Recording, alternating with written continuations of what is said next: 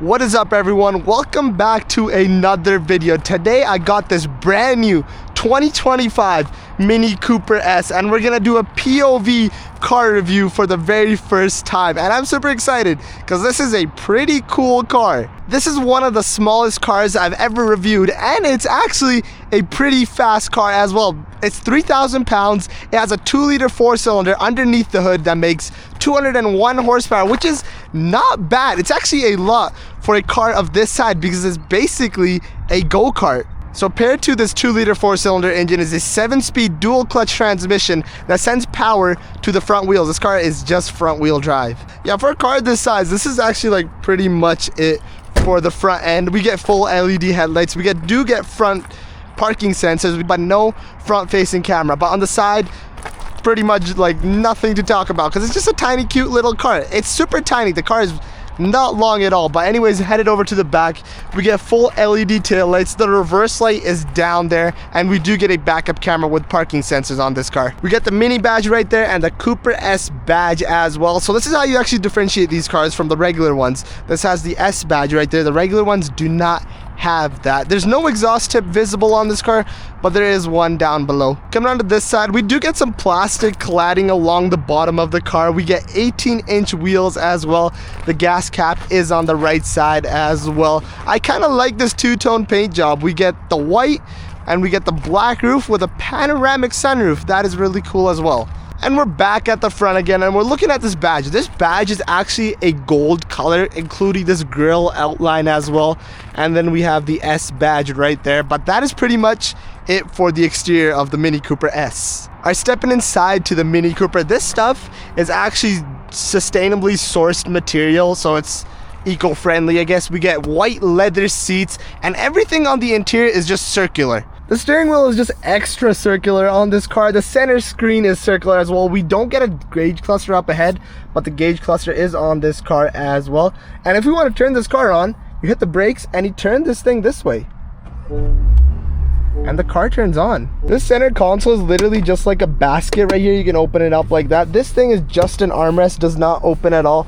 You do get back seats, which you could fit someone in there, but it's not the most comfortable place to be. But I do like the panoramic sunroof on this car.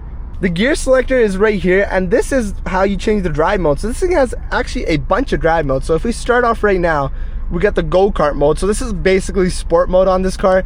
This one is like comfort, I would say, and this is green right here, and there's just a bunch more to just look at. I like timeless too, because if you look at timeless right there, it's just, that's kind of cool. I'm stepping out of the driver's seat again, so let's open the trunk with that. It's not a full automatic trunk, you just gotta lift it up, but it's a super light trunk, and the struts do hold this trunk up easily.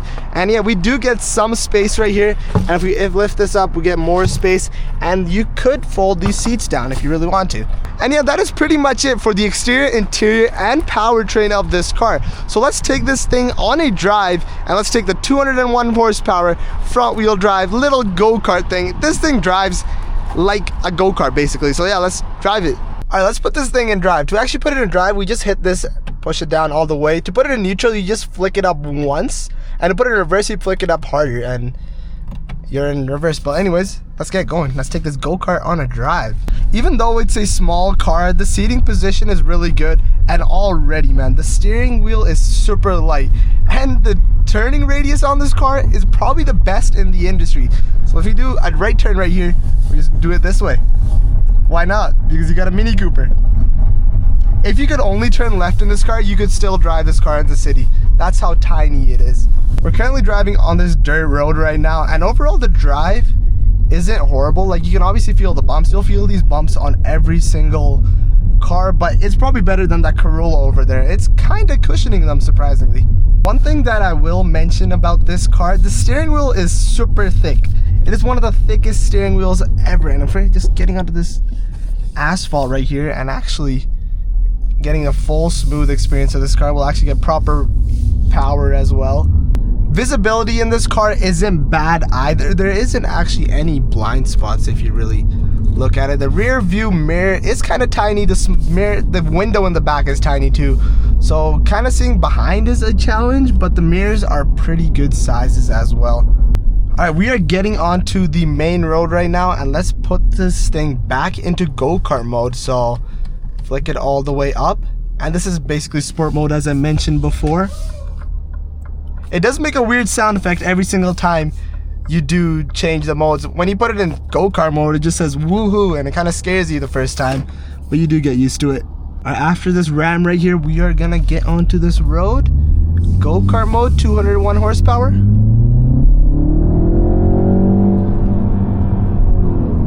Not bad at all. There is a little bit of torque steer in this car. Obviously 201 horsepower sent to the front wheels, you're gonna get that, but honestly it does kind of mitigate it as well. I really like this display right here. You get your G-force monitor, you get your pound-feet of torque, and your horsepower monitor as well.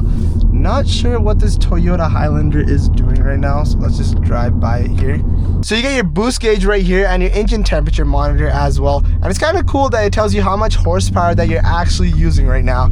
Since it is a turbocharged 4-cylinder that is only front wheel drive, this thing does get pretty good fuel economy as well. I wouldn't say this is accurate just because we've had the car on and stopped the entire time. But yeah, we do get 260-ish kilometers of range with less than half a tank. So that is pretty good. I have the cruise control set now to 64 kilometers per hour, and it's doing a really good job, even on downhills and uphills, maintaining exactly 64, and that is really good. And on this car, there's a bunch of safety as well. We get a blind spot monitor as well. There's a car pulling up. Let's see how well it does. There you go. The light does turn on. And yes, this is a very small, it's a small car. It's a comfortable car to drive. The seating position is good, as I mentioned before. The visibility is good. The power is good.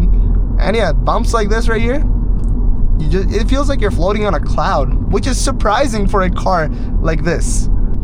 Even on this downhill right here, we're still maintaining that exact 64 kilometers per hour. But honestly, this car is more fun in go-kart mode. So just tap that experience button up once. There you go, there's a sound right there. And I think the valves opened up, or it's just fake sound being pumped into this car.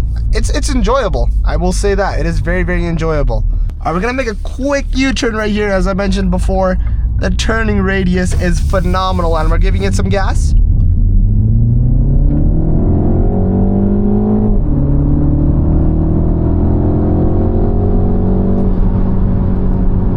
It gets going very fast. It gets going very, very fast.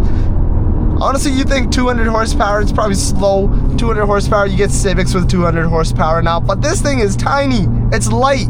There's no hybrid battery either, because the hybrid Honda Civic does have 200 horsepower, but the battery makes it quite significantly heavier than this car. So this car being just a 2-liter turbocharged, good old full 4-cylinder with a proper transmission, it's really fun to drive as well. Steering wheel is super responsive as well. Taking corners in this thing is light work.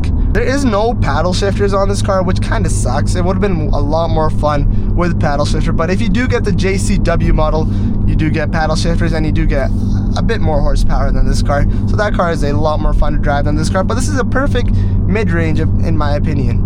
But with go-kart mode, this thing does hold its RPMs a bit higher. So if we look up there, they're almost halfway. There's no number, which is kind of annoying to me,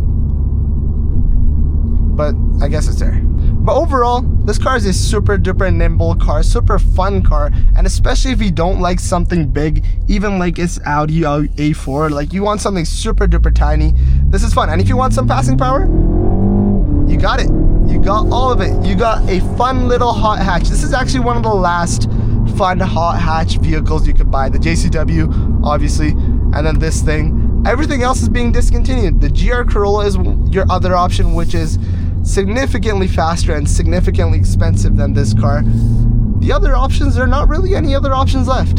And your other option is the GTR or the Golf R. The Golf R is all-wheel drive and a lot faster. Same with the GR Corolla. The GTI would be its direct competitor. And yeah, it's really up to you which car you want. This car is smaller than the Golf GTI, but it does feel a little bit more premium. Everything, the quality, the texture, it's just a bit more premium, and it's a funky car.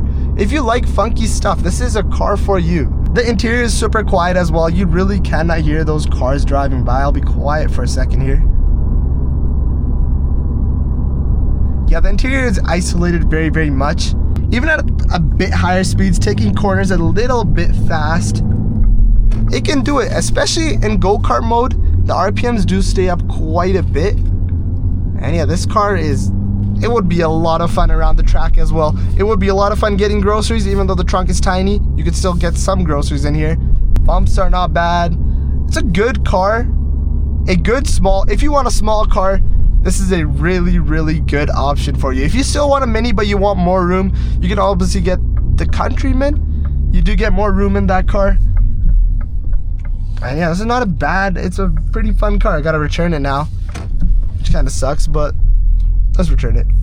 All right, I accidentally ended up on the BMW side of the dealership. I gotta go to the Mini Cooper side. And here's another thing I gotta mention while we're with this car.